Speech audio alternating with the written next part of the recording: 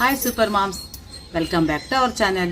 ಇವತ್ತಿನ ವಿಡಿಯೋದಲ್ಲಿ ಸರಸ್ವತಿ ಪೂಜೆನ ಯಾವಾಗ ಮಾಡಬೇಕು, ಹೇಗೆ ಮಾಡಬೇಕು, ಯಾತಕ್ಕಾಗಿ ಮಾಡಬೇಕು ಮತ್ತು ಪೂಜೆ ಮಾಡುವ ವಿಧಾನ ಅದನ್ನೆಲ್ಲ ನಾನು ನಿಮಗೆ ಈ ವಿಡಿಯೋದಲ್ಲಿ ತಿಳಿಸ್ತಾ ಇದ್ದೀನಿ.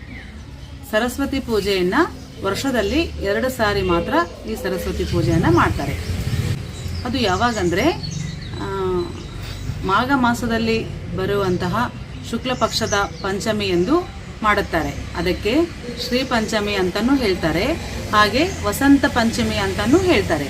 ಅವತ್ತು ಸರಸ್ವತಿ ದೇವಿ ಹುಟ್ಟಿರುವಂತಹ ದಿನ. ಅವತ್ತು ನೀವು ಅಕ್ಷರಾಭ್ಯಾಸ ಮಾಡಿಸ್ಬೋದು. ಸರಸ್ವತಿ ಪೂಜೆ.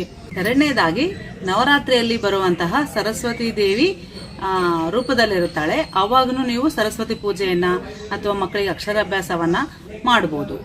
ಫಸ್ಟ್ ನೀವು ಸರಸ್ವತಿ ದೇವಿ ಪೂಜೆಯನ್ನು ಮಾಡಬೇಕಾಯ್ತಂದ್ರೆ ಗಣೇಶನ ಪೂಜೆಯನ್ನು ಮಾಡಬೇಕು. ಗಣೇಶನ ಪೂಜೆ ಮಾಡಿ ಆಮೇಲೆ ಸರಸ್ವತಿ ಪೂಜೆಯನ್ನು ಮಾಡಬೇಕು. ಈ ಪೂಜೆಯನ್ನು ನಾವು ಬರೀ ಅಕ್ಷರಾಭ್ಯಾಸಕ್ಕಾಗಿ ಅಷ್ಟೇ ಅಲ್ಲ. ಕೆಲವ್ರು ಏನು ಅನ್ಕೊಂತೀವಿ, ನಾವು ನಮ್ಮ ಮನೆಗೇನು ಚಿಕ್ಕ ಮಕ್ಕಳೆಲ್ಲ ಬಿಡ್ರಿ ಎಲ್ಲರಿಗೆ ಅಕ್ಷರಾಭ್ಯಾಸ ಆಗ್ಯದ ಓದದ ಅಂತೀವಿ. ಬರೇ ಸರಸ್ವತಿ ದೇವಿ ಪೂಜೆ ಬರೀ ವಿದ್ಯಾಭ್ಯಾಸಕ್ಕಾಗಿ ಮಾತ್ರ ಅಲ್ಲ.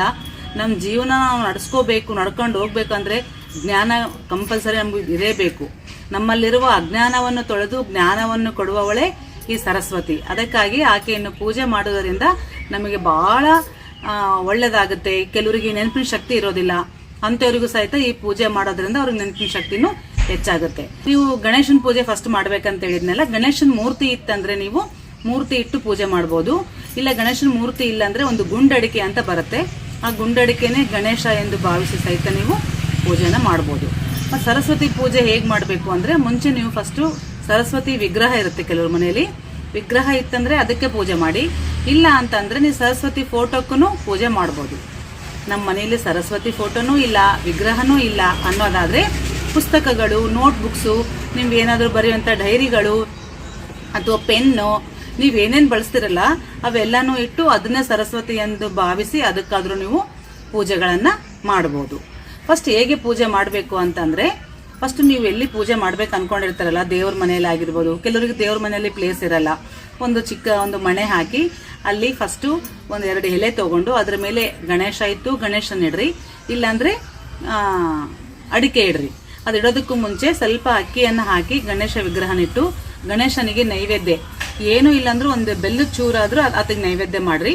ಗಣೇಶನ ಪೂಜೆ ಮಾಡುವಾಗ ಕಂಪಲ್ಸರಿ ಗಣೇಶನ ನೆಲದಲ್ಲಿ ಇಡ್ಲಾರ್ದಂಗೆ ಅಕ್ಕಿ ಹಾಕಿ ಇಡಬೇಕು. ಆಮೇಲೆ ಗರಿಕೆನ ಕಂಪಲ್ಸರಿ ದೇವರಿಗೆ ಏರಿಸ್ಬೇಕು ಗಣೇಶನಿಗೆ. ಆಮೇಲೆ ಗಜವಸ್ತ್ರ ಅಂಗನೂಲ ಅಂತೀವಲ್ಲ ಅದನ್ನು ಆತಗೆ ಏರಿಸಿ ಅದನ್ನ ಪೂಜೆನ ಮಾಡಬೇಕು. ಅದಾದಮೇಲೆ ಸರಸ್ವತಿ ಫೋಟೋನ ತಗೋಬೇಕು. ಸರಸ್ವತಿ ಫೋಟೋ ಚೆನ್ನಾಗಿ ಒರೆಸಿ ಅದಕ್ಕೆ ವಿಭೂತಿ, ಕುಂಕುಮ, ಗಂಧಗಳಿಂದ ಅಲಂಕಾರ ಮಾಡಿ, ಯಾವುದೇ ಮಲ್ಲಿಗೆ ಹೂವು ಆದ್ರೂ ಆಕೆ ಸರಸ್ವತಿಗೆ ವೈಟ್ ಕಲರ್ ಅಂದರೆ ತುಂಬ ಶ್ರೇಷ್ಠ. ನೀವು ಅವತ್ತು ಸಾಧ್ಯ ಆದರೆ ವೈಟ್ ಕಲರ್ ಬಟ್ಟೆಗಳಾಗಲಿ ಅಥವಾ ನಿಮ್ಮ ಮಕ್ಕಳಿಗೆ ಅಕ್ಷರಾಭ್ಯಾಸ ಮಾಡಿಸ್ತಾ ಇದ್ರೆ ವೈಟ್ ಕಲರ್ ಬಟ್ಟೆಗಳನ್ನಾಗಲಿ ಹಾಕ್ಕೊಳ್ಳಿ. ವೈಟ್ ಅಂದರೆ ಮಲ್ಲಿಗೆ ಹೂವು ಬರ್ತದ, ಗುಲಾಬಿ ಹೂವು, ನಿಮ್ಗೆ ಯಾವ ಹೂವು ಅವೈಲೇಬಲ್ ಇರುತ್ತೆ ಆ ಹೂವನ್ನ ಹೇರಿಸಿ ಸರಸ್ವತಿ ಫೋಟೋಕ್ಕೆ ಪೂಜೆಯನ್ನು ಮಾಡಬೇಕು.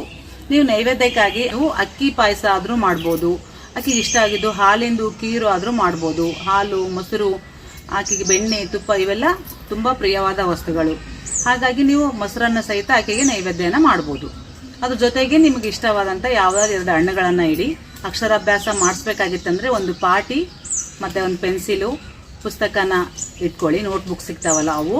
ಇಲ್ಲ ನಾವು ಅಕ್ಷರಾಭ್ಯಾಸ ಮಾಡ್ತೀವಿ ನಮ್ಗೆ ಅನುಕೂಲ ಇದೆ ಅನ್ನೋರಿಗೆ ಒಂದು 5 ಪಾಟಿ ಆಗಲಿ ಅಥವಾ 5 ನೋಟ್ಬುಕ್ಸ್ ಆಗಲಿ ತಂದು ಒಂದು 5 ಜನಕ್ಕಾದರೂ ಕೊಟ್ಟರು ಇನ್ನೂ ಚೆನ್ನಾಗಿ. ಅವು ಪೂಜೆಗೆ ಸೈಡಲ್ಲಿ ಇಡಿ. ಈ ಪೂಜೆನ ನಾವು ಹೇಗೆ ಮಾಡಬೇಕು ಅನ್ನೋದು ನಾನು ನಮ್ಮ ಪಾಪುದು ಕುಶಲಂದು ಅಕ್ಷರಾಭ್ಯಾಸ ಮಾಡಿಸಿದ್ದೀವಿ ವಸಂತ ಪಂಚಮಿ ದಿನ. ಅದ್ರ ಲಾಗ್ ಇಟ್ಟಿದ್ದೀನಿ ನಾನು, ನೀವು ಅದರಲ್ಲಿ ಡೀಟೇಲ್ಸ್ ಆಗಿ ನೋಡ್ಬೋದು. ನಮ್ಮ ಶಕ್ತಿ ಅನುಸಾರ ಮಾಡ್ಕೊಳ್ಳುವಂಥದ್ದು. ನೀವು ಕಂಪಲ್ಸರಿ ಸರಸ್ವತಿ ಶ್ಲೋಕ ಮತ್ತು ಗಣೇಶನ ಶ್ಲೋಕ ಕೇಳ್ಕೋಬೇಕು. ಗಣೇಶನ ಶ್ಲೋಕ ಯಾವುದಂದರೆ, ವಕ್ರತುಂಡ ಮಹಾಕಾಯ ಸೂರ್ಯಕೋಟಿ ಸಮಪ್ರಭ ನಿರ್ವಿಘ್ನಂ ಕುರುಮೇ ದೇವ ಸರ್ವಕಾರ್ಯೇಷು ಸರ್ವದಾ. ಇನ್ನೊಂದು ಸರಸ್ವತಿ ಶ್ಲೋಕ, ಸರಸ್ವತಿ ನಮಸ್ತುಭ್ಯಂ ವರದೇ ಕಾಮರೂಪಿಣಿ ವಿದ್ಯಾರಂಭಂ ಕರಿಷ್ಯಾಮೆ ಸಿದ್ಧಿದ್ಭವತೋ ಮೇಸ. ಪ್ಲೇಟಲ್ಲಿ ಅಕ್ಷತೆನ ಕಲಸಿ ಇಟ್ಕೊಂಡಿರಿ. ಆಮೇಲೆ ಕಾಯಿ, ಕರ್ಪೂರ ರೆಡಿಯಾಗಿಟ್ಕೊಂಡು ನೀವೆಲ್ಲ ಪೂಜೆ ಎಲ್ಲ ಆದಮೇಲೆ ಕಾಯಿನ ಒಡೆದು ಕರ್ಪೂರನ ಬೆಳಗಿ ಮಂಗಳಾರತಿನ ಹಾಕಬೇಕು.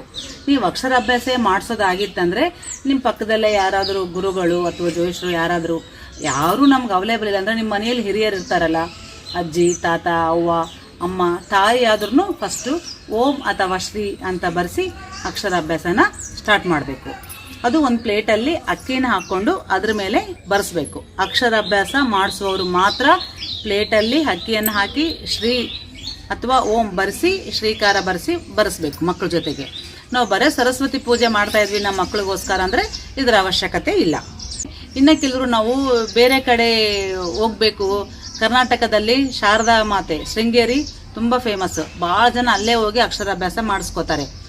ಮತ್ತು ಇನ್ನಕ್ಕೆ ಆಂಧ್ರದಲ್ಲಾದರೆ ಬಾಸರ, ಇವೆರಡು ತುಂಬ ಫೇಮಸ್ ನನಗೆ ಗೊತ್ತಿರೋ ಪ್ರಕಾರ. ಅಂದಾಗ ನಮ್ಗೆ ಆಗೋದಿಲ್ಲ, ನಮ್ಗೆ ರಜಾ ಹಾಲಿಡೇಸ್ ಸಿಕ್ಕಾಗ ಅವಾಗ ಹೋಗ್ಬೇಕು ಅನ್ಕೊಂಡಾಗ ಈ ನಕ್ಷತ್ರಗಳಿರೋದಿಲ್ಲ, ಮೂಲ ನಕ್ಷತ್ರ ಆಗಲಿ ಸರಸ್ವತಿ ಹುಟ್ಟಿದ ದಿನ ಆಗಲಿ. ಅದಕ್ಕಾಗಿ ನೀವು ಮನೆಯಲ್ಲಿ ಇವತ್ತಿನ ದಿನ ಪೂಜೆ ಸಿಂಪಲ್ ಆಗಿ ಮನೆಯಲ್ಲಿ ಮುಗಿಸ್ಕೊಂಡು ನಿಮ್ಗೆ ಅನುಕೂಲ ಇದ್ದಾಗ ಹೋಗಿ ಅಲ್ಲಿನೂ ನೀವು ಅಕ್ಷರಾಭ್ಯಾಸನ ಮಾಡಿಸ್ಕೊಂಡು ಬರ್ಬೋದು. ಆಯಿತಾ? ಈ ವಿಡಿಯೋನ ಮುಗಿಸ್ತಾ ಇದ್ದೀನಿ. ನೆಕ್ಸ್ಟ್ ವಿಡಿಯೋದೊಂದಿಗೆ ಮತ್ತೆ ಸಿಗ್ತೀನಿ. ಅಲ್ಲಿಯವರೆಗೂ ನಮಸ್ಕಾರ.